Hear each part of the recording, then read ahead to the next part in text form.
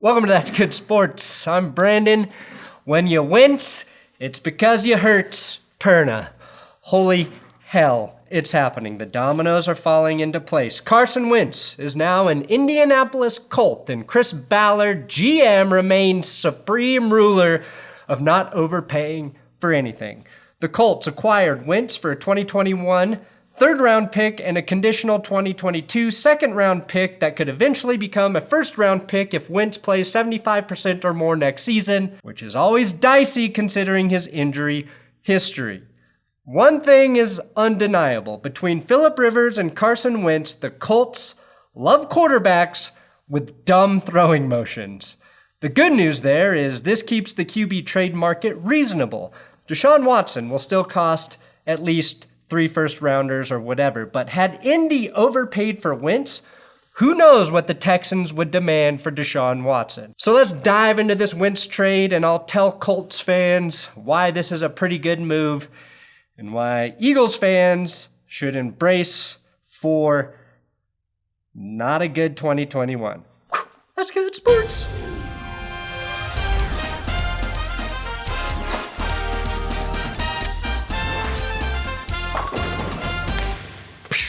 Please subscribe to this YouTube channel. I present football news in a really disturbing manner almost every day.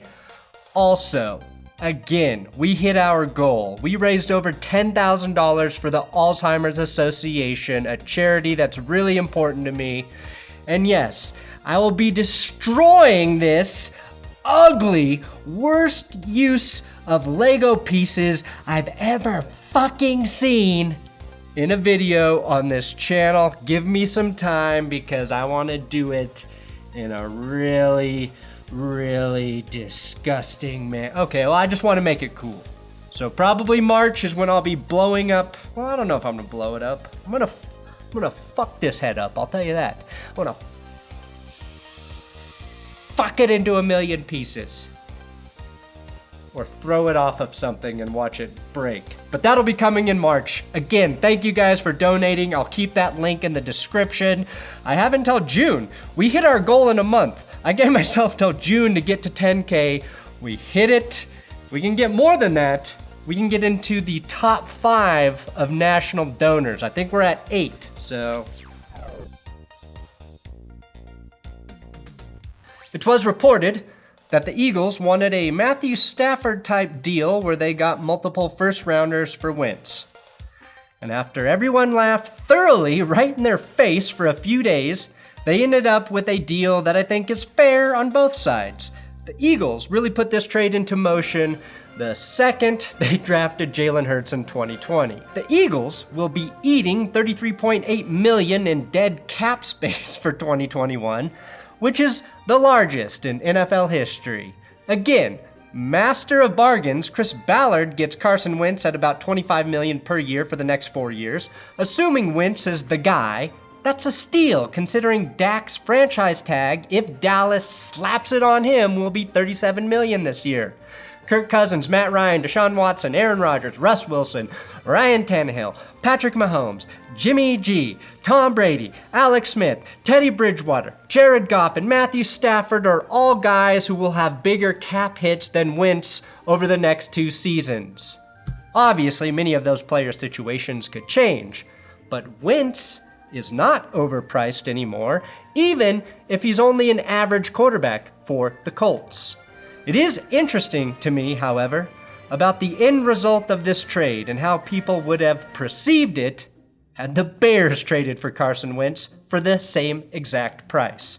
But because we have the perception that the Colts are a smart team and the Bears are an idiot team, the same trade that people will applaud for the Colts would just be another reason to laugh at the Bears. Obviously, part of that is that the Colts will put him in a better situation with a better offensive line and running game. Rivers was sacked the second fewest times in his career in Indy at just 19, and Wentz the most of his career in 2020 at 50. But the big part of this is the Frank Reich connection. Reich was the offensive coordinator in Philly in 2017, the year Wentz should have won MVP. That season, Wentz had 33 touchdowns to 7 interceptions on 7.5 yards per attempt. Somehow, over the course of 3 years, that became 16 touchdowns and 15 interceptions on just 6 yards per attempt. And again, those 50 sacks he took came in just 12 games. So how do the Colts fix that? Having a really good offensive line in place helps right off the bat.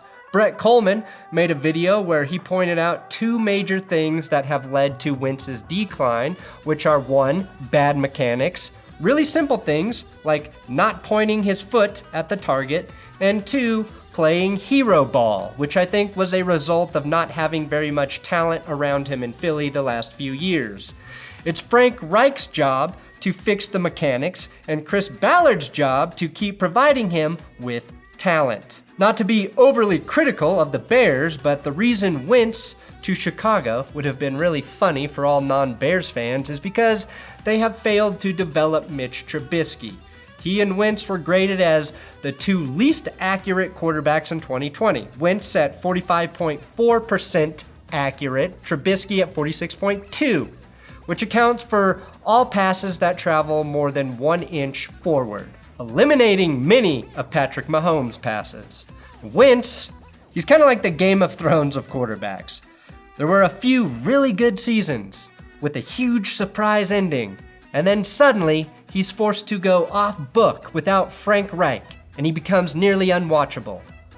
Now he's in Indy, where he may be saved. Wide receiver T.Y. Hilton, though, may hit free agency. And I think if you want to look at one area the Colts need to upgrade, it is their receiving core. The good news is they can afford to make a play for a dynamic receiver like Kenny Golladay, Allen Robinson, Chris Godwin, or maybe some guys on the next tier like Kendrick Bourne or Corey Davis. Michael Pittman and Zach Pascal both look like solid number 2s. Something I can truly appreciate after being sick all week.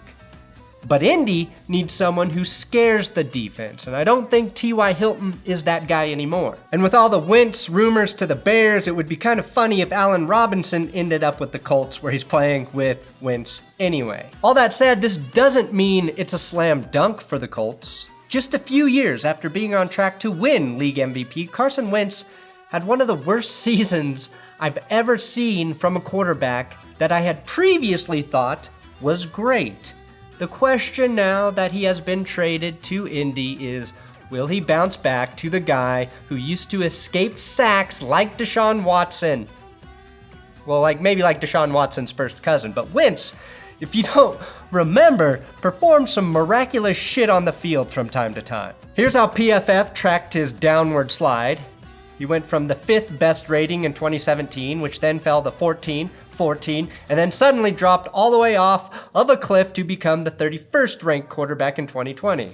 And I will not divulge who the 32nd quarterback was last year. Although PFF's rankings are more inconsistent than the trade rumors currently surrounding Deshaun Watson, I show that stat because maybe Wentz should be given some slack. 2018 to 2020, Philly dealt with too many injuries on offense and just weren't an ideal unit to quarterback. Maybe 3 years in a row of that shit wore Wentz down, in addition to some less than stellar coaching from Doug Peterson without Frank Reich on the staff. Why did Philly fire Doug Peterson and trade Carson Wentz? Didn't they fire Peterson because Wentz and him were at odds and this is how they could keep Wentz? That's the story they gave us. Regardless, the defecation show in Philly still is nothing compared to the one in Houston. And Philly was smart enough to draft Jalen Hurts, who isn't without flaws, but showed enough last season that I think Eagles fans should be optimistic about his future. Here's the good news for Eagles fans. Once the team officially moves Wentz, they will still be eating a shit ton of dead cap money, and up to 26% of their total cap if they also move on from guys like Zach Ertz and Alshon Jeffrey. Why is that good news? It's not.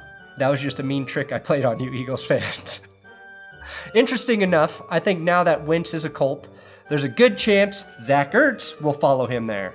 Why? because there are already Wentz/Ertz Colts jersey swaps on Twitter. Ertz was hurt most of last year, but the last time they were both healthy in 2019, Ertz had 88 catches for 916 yards and 6 tutties. Plus, former Eagles tight end Trey Burton already warmed things up for Ertz in Indy last year. I can't help but think back to Jason Kelce's speech after the Eagles won the Super Bowl when he praised the front office while the rest of the world called them crazy. Howie Roseman, a few years ago, was relinquished of all control pretty much in this organization. He was put in the side, he was put in the side of the building where I didn't see him for over a year. Doug Peterson was hired. He was rated as the worst coaching hire by a lot of freaking analysts out there in the media. Well, maybe even crazy gets lucky sometimes because it's starting to look like they might not know what they're doing. One thing is for sure, though, drafting quarterbacks in 2015 and 16 was tough sledding.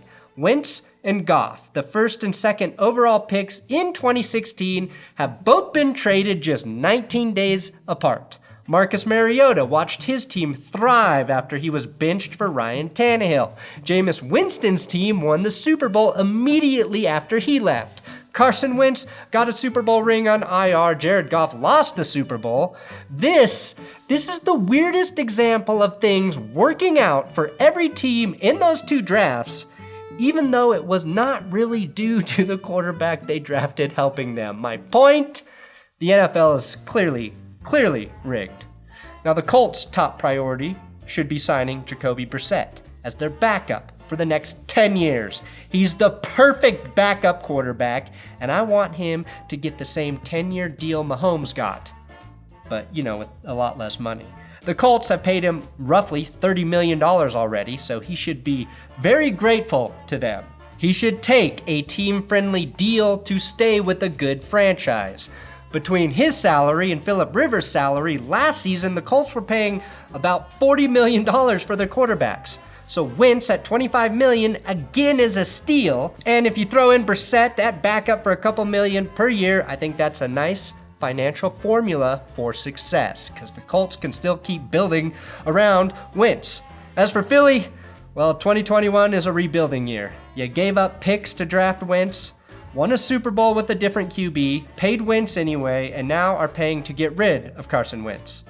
You somehow have less cap space than if the government ran your team, and until Nick Sirianni proves himself to be a competent head coach, I'd expect the worst for 2021. That's right, last place in the NFC East, and maybe even the NFL.